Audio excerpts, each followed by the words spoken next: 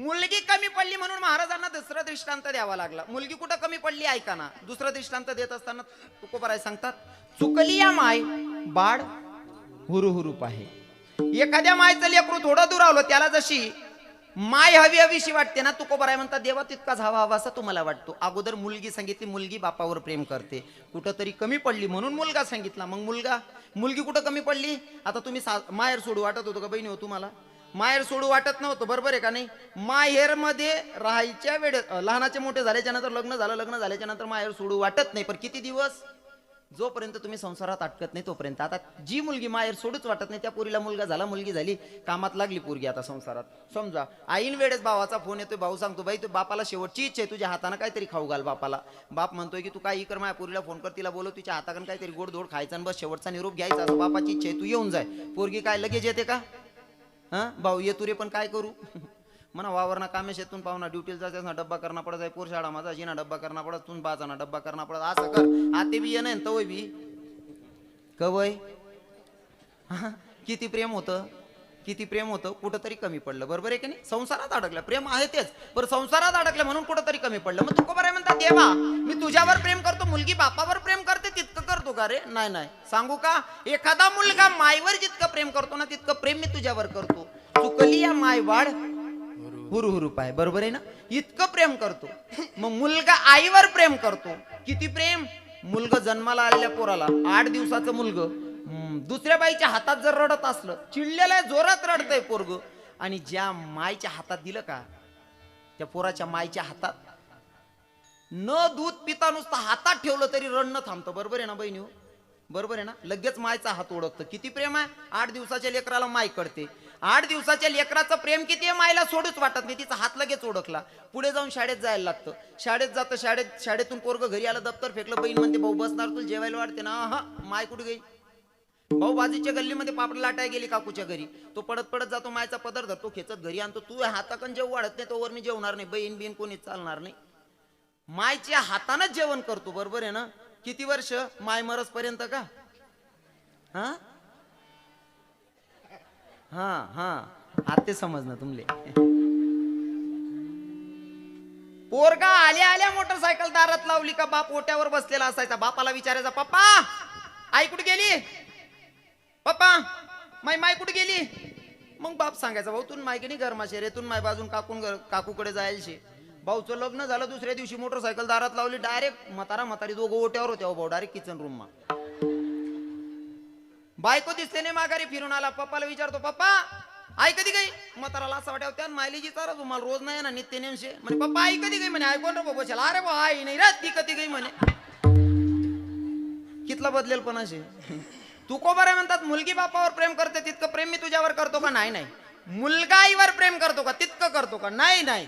मी किती प्रेम करतो? एक मासा धरणारा मासा धरत होता नदीकाठी. जाड्यात अडकलेला मासा पाण्याच्या बाहेर फेकला आणि तो मासा पाण्या वाचून तरफडत होता. तरफडणारा मासा बघितला आणि देवाला सांगितलं, देवा अरे मुलगी बापावर प्रेम करते कुठंतरी कमी पडते, मुलगा आईवर प्रेम करतो कुठंतरी कमी पडतो, मी तुझ्यावर किती प्रेम करतो. हा मासा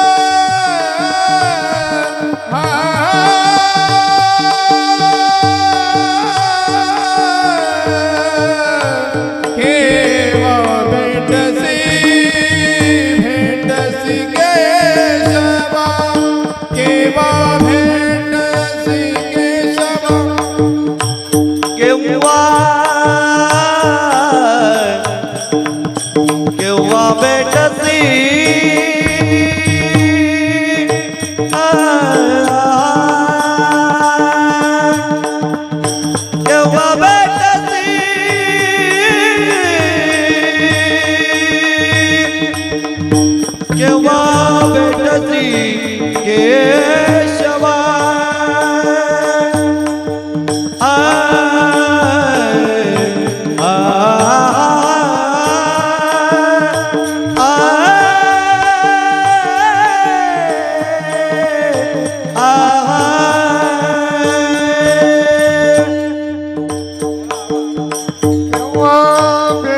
केशवा केशवा केशवा कधी भेटसी भेटसी भेटसीला केशवा केशवा कधी भेटसीला केशवा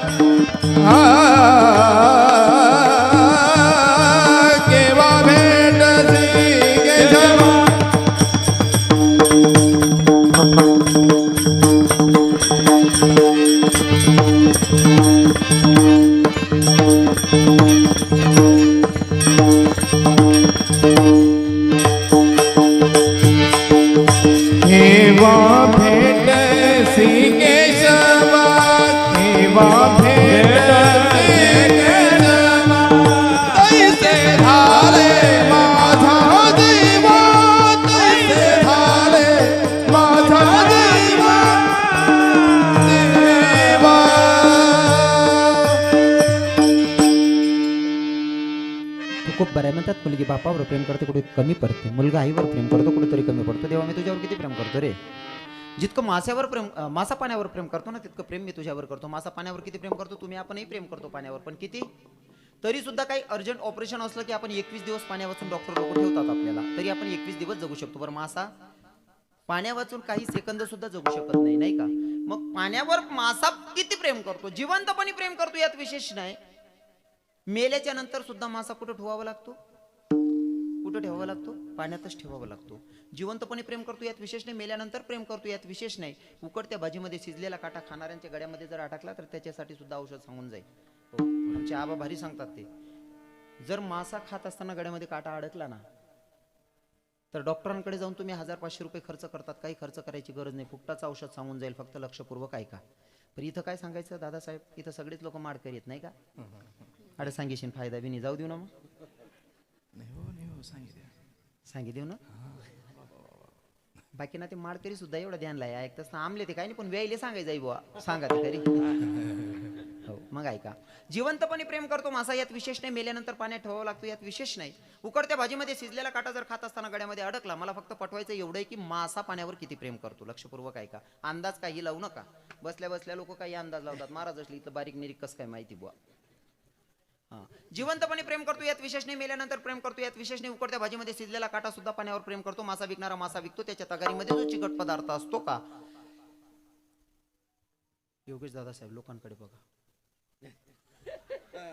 बाकी न बट उसकी घेत चाली फक्त ते काटा खाली उतरा सांग रे काका पटकन जिवंतपणे प्रेम करतो यात विशेष नाही उकडत्या भाजीमध्ये शिजलेला काटा सुद्धा पाण्यावर किती प्रेम करतो मासा विकणारा मासा विकतो त्याच्या तगारीमध्ये जो चिकट पदार्थ असतो तो जर का तुम्ही भक्षण केला तर तो अटकलेला काटा सुद्धा खाली उतरतो जिवंतपणे प्रेम करतो विशेष नाही मेल्यानंतर प्रेम करतो विशेष नाही शिजलेला काटा जितकं प्रेम करतो ना देवा तितकं प्रेम मी तुझ्यावर करतो असं तुकोबरायांचं मत स्पष्टपणे व्यक्त करतात आता तुकोबरायांनी जे प्रेम दाखवलंय जितकं प्रेम देवावर करतात ते प्रेम तुकोबरायांनी देहूमध्ये केलं माऊली ज्ञानोबरायांनी आळंदीमध्ये केलं नाही सर्व संतांनी जे प्रेम पंढरपुरात केलं तेच प्रेम आता तुम्हाला इथं दाखवायचे हाताने टाडी मुखाने नामचिंतन पुरुष मंडळी